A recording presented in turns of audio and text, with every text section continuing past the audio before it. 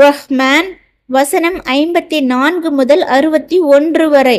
அவர்கள் மஞ்சங்களில் உள்ள விரிப்புகள் மீது சாய்ந்திருப்பார்கள். அவற்றின் உட்புறங்கள் இஸ்தஃப்ரக் என்னும் தடித்த பட்டால் ஆனவை ஆகும். அவ்விரு சொர்க்க சோலைகளில் கொய்யப்படும் கனிகள் எட்டும் தொலைவில் இருக்கும். இந்நிலையில் மனு ஜென் ஆகிய நீங்கள் உங்கள் இறைவனின் அருட்கொடைகளில் எதை மறுக்கப் போகிறீர்கள்? அவற்றில் நிலம் நோக்கிய தாழ்பார்வையுள்ள கண்ணழகு கன்னி பெண்கள் இருப்பார்கள். அவர்களை இவர்களுக்கு முன் எந்த மனிதரோ ஜின்னோ தீண்டியதில்லை. இந்நிலையில் மனு ஜின் ஆகிய நீங்கள் உங்கள் இறைவனின் அருட்கொடைகளில் எதை மறுக்கப் போகிறீர்கள்? அவர்கள் மாணிக்கத்தை போன்றும் பவளத்தை போன்றும் இருப்பார்கள். இந்நிலையில் மனு ஜின் ஆகிய நீங்கள் உங்கள் இறைவனின் அருட்கொடைகளில் எதை மறுக்கப் போகிறீர்கள்? நன்மைக்கு நன்மை தவிர வேறு பலன் உண்டா? இந்நிலையில் மனு ஜின் ஆகிய நீங்கள் உங்கள் இறைவனின் அருட்கொடைகளில் எதை மறுக்கப் போகிறீர்கள்? இங்கு முதலாவது வசனத்தில் உயர்ந்தோன் அல்வா சொர்க்கவாசிகளை பற்றி குறிப்பிடுகின்றான். சொர்க்கவாசிகள் மஞ்சத்தில், அவர்கள் மஞ்சங்களில் உள்ள விரிப்புகள் மீது சாய்ந்திருப்பார்கள் என்று தெரிவிக்கின்றான். சாய்ந்திருத்தல் என்பது இங்கு ஒரு கழித்து படுத்திருப்பது என்னும் பொருளை குறிக்கும். சிலர் இது சம்மணமிட்டு அமர்வதை குறிக்கும் என்பர். அடுத்த தொடர் அவற்றின் உட்புறங்கள் தடித்த பட்டால் ஆனவையாகும் என்று கூறுகின்றன. இதில் தடித்த பட்டு என்பதை குறிக்க மூலத்தில் இஸ்தஃப்ரக் என்னும் சொல் ஆளப்பட்டுள்ளது. இதற்கு கெட்டிப்பட்டு என்றே பொருள். சிலர் அது பொன் அலங்கார வேலைப்பாடுகள் கொண்ட பட்டை குறிக்கும் என்பர். இங்கு அந்த விரிப்புகளின் உட்புறத்து மகிமையை சொல்வதன் மூலம் அவற்றின் வெளிப்புறத்தின் மகிமை சொல்லாமல் உணர்த்தப்படுகிறது. இது தரத்தில் குறைந்ததை சொல்லி தரத்தில் உயர்ந்ததை உணர்த்துகின்ற வகையில் சேரும். இப்னு மசூத் ரலியல்லாஹு அன்ஹு அவர்கள் கூறியதாவது, இது அதாவது தடித்தப்பட்டு அவற்றின் உட்புறங்கள் ஆகும். அவற்றின் மேற்புறங்களை நீங்கள் கண்டால் எப்படி இருக்கும்? அவற்றை பற்றி சொல்லவும் வேண்டுமா?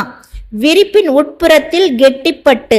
மாலிக் பின் தீனார் ரஹ்மத்துல்லாஹி அலைஹி அவர்கள் கூறியதாவது, அந்த விரிப்புகளின் உட்புறங்கள் தடித்த பட்டால் ஆனவை, அவற்றின் மேற்புறங்களோ ஒளியால் ஆனவை ஆகும். சுஃபியான் அஸ்-சௌரி ரஹ்மத்துல்லாஹி அலைஹி அவர்கள் கூறியதாவது, அவற்றின் உட்புறங்கள் தடித்த பட்டால் ஆனவை, அவற்றின் வெளிப்புறங்களோ குறைந்த ஒளியால் ஆனவை ஆகும்.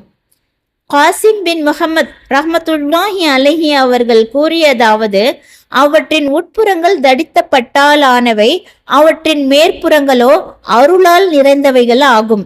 அடுத்த தொடர் அவ்விரு சோலைகளில் கொய்யப்படும் கனிகள் எட்டும் தொலைவில் இருக்கும் என்று குறிப்பிடுகின்றது. அதாவது அந்த இரு சொர்க்க சோலைகளிலும் உள்ள கனி வகைகள் அவர்களுக்கு அருகிலேயே இருக்கும். அவர்கள் எப்பொழுது விரும்புகிறார்களோ அப்பொழுது அவர்கள் எந்த நிலையில் இருந்தாலும் அவற்றை பெறுவார்கள். வேறு வசனங்களில் உயர்ந்தோன் அல்லாஹ் கூறுகின்றான், அதன் கனிகள் கை கெட்டும் வகையில் தாழ்வாக தொங்கும். அதன் நிழல்கள் அவர்கள் மீது குவிந்திருக்கும். கொய்வதற்கு தயாரான அதன் கனிகள் அவர்களுக்கு ஏற்றவாறு தாழ்வாக அமைக்கப்பட்டிருக்கும். அதாவது அந்த கனிகளை பறிக்க நினைப்பவருக்கு அவை இணங்க மறுக்கா, மாறாக கிளைகளில் இருந்து அவரை நோக்கி கவிழ்ந்து கொள்ளும். அடுத்த வசனம், இந்நிலையில் மனு ஜின் ஆகிய நீங்கள் உங்கள் இறைவனின் அருட்கொடைகளில் எதை மறுக்கப் போகிறீர்கள் என்று கேட்கிறது. விரிப்பில் விழி அழகிகள். முந்தைய வசனத்தில் சொர்க்கத்தின் விரிப்புகள் குறித்தும் அவற்றின் உன்னதம் குறித்தும் எடுத்துரைத்த அல்லாஹ் அடுத்த இரண்டாவது வசனத்தில் அவற்றில் அதாவது அந்த விரிப்புகளில் நிலம் நோக்கிய தாழ்பார்வையுள்ள கண்ணழகு கன்னி பெண்கள் இருப்பார்கள் என்று குறிப்பிடுகின்றான். அதாவது அந்த கன்னி பெண்கள் தம் கணவர்கள் அல்லாதவர்களை ஏறெடுத்தும் பார்க்க மாட்டார்கள். மற்றவர்களை விட்டு பார்வையை கட்டுப்படுத்தி கொள்வார்கள். எனவே தம் கணவர்களை காட்டிலும் அழகான எதையும் சொர்க்கத்தில் காண மாட்டார்கள். பின்வருமாறு ஒரு தகவல் காணப்படுகிறது. அந்த சொர்க்க கன்னியரில் ஒருவர் தம் கணவரிடம், அல்லாஹ்வின் மீது ஆணையாக உம்மை விட மிகவும் அழகான எந்த பொருளையும் சொர்க்கத்தில் நான் காணவில்லை. உம்மை விட எனக்கு மிகவும் விருப்பமான எதையும் சொர்க்கத்தில் நான் காணவில்லை.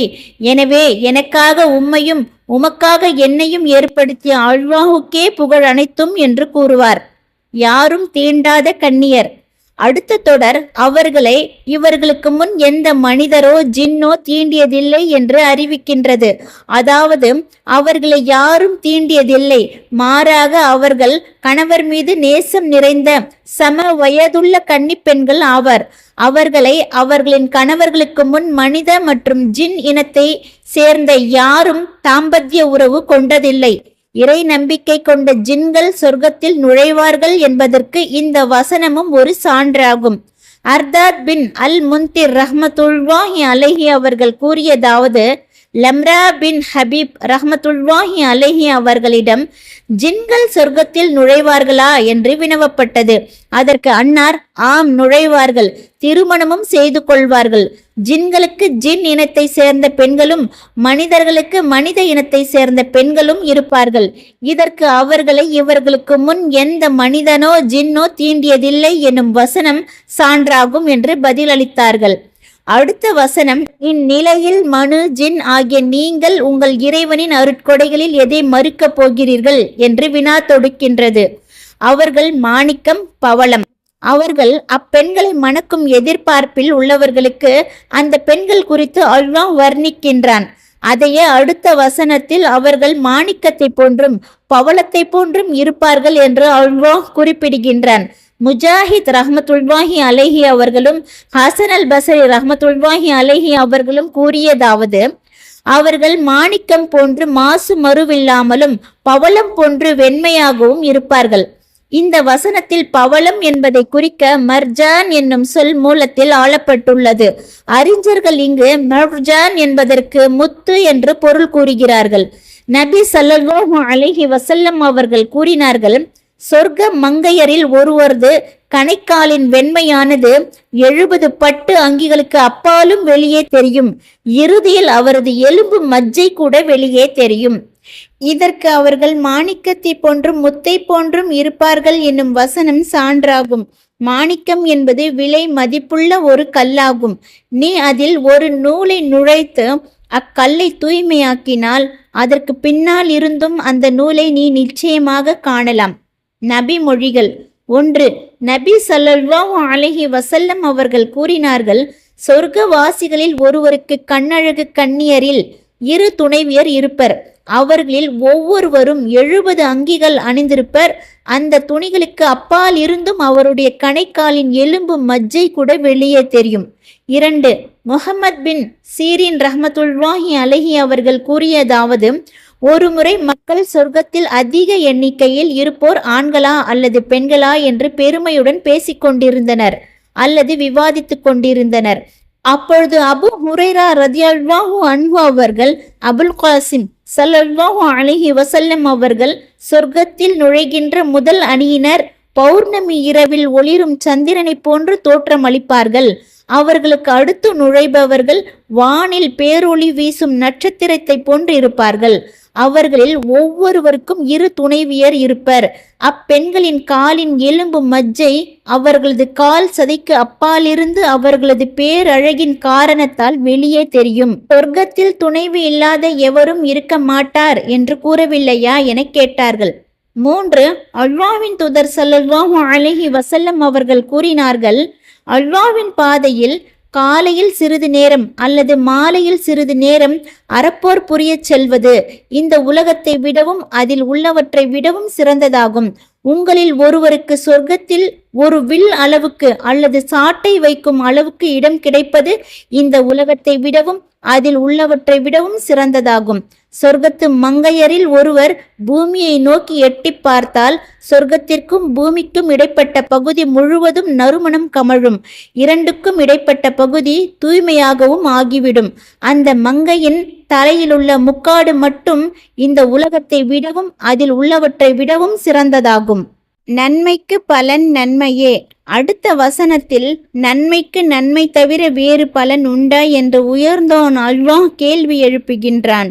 அதாவது இம்மையில் அழகிய முறையில் செயலாற்றியவருக்கு மறுமையில் நற்பலன் அளிப்பது தவிர வேறு பிரதிபலன் உண்டோ? நிச்சயமாக இல்லை. மற்றொரு வசனத்தில் நன்மை புரிந்தோருக்கு அதன் பிரதிபலனும் அதைவிட கூடுதல் நன்மையும் கிடைக்கும் என்று உயர்ந்தோன் அல்லாஹ் குறிப்பிடுகின்றான். அனஸ் பின் மாலிக் ரலியல்லாஹு அன்ஹு அவர்கள் கூறியதாவது, ஒருமுறை அல்லாஹ்வின் தூதர் ஸல்லல்லாஹு அலைஹி வஸல்லம் அவர்கள் நன்மைக்கு நன்மை தவிர வேறு பலன் உண்டா எனும் வசனத்தை ஓதினார்கள். பின்னர், உங்கள் இறைவன் என்ன சொல்கின்றான் என்பது உங்களுக்கு புரிகிறதா என்று மக்களிடம் கேட்டார்கள். மக்கள், அல்லாஹும் அவனுடைய தூதருமே நன்கறிந்தவர்கள் ஆவர் என்று பதிலளித்தனர்.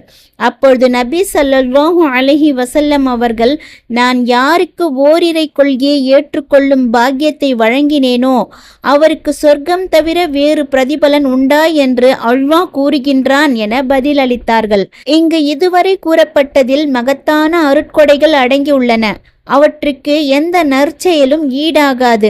அவை அல்லாஹ்வின் கருணையும் உபகாரமும் தான். எனவே அவை அனைத்திற்கும் பிறகு அடுத்த வசனத்தில், இந்நிலையில் மனு ஜின் ஆகிய நீங்கள் உங்கள் இறைவனின் அருட்கொடைகளில் எதை மறுக்கப் போகிறீர்கள் என அல்லாஹ்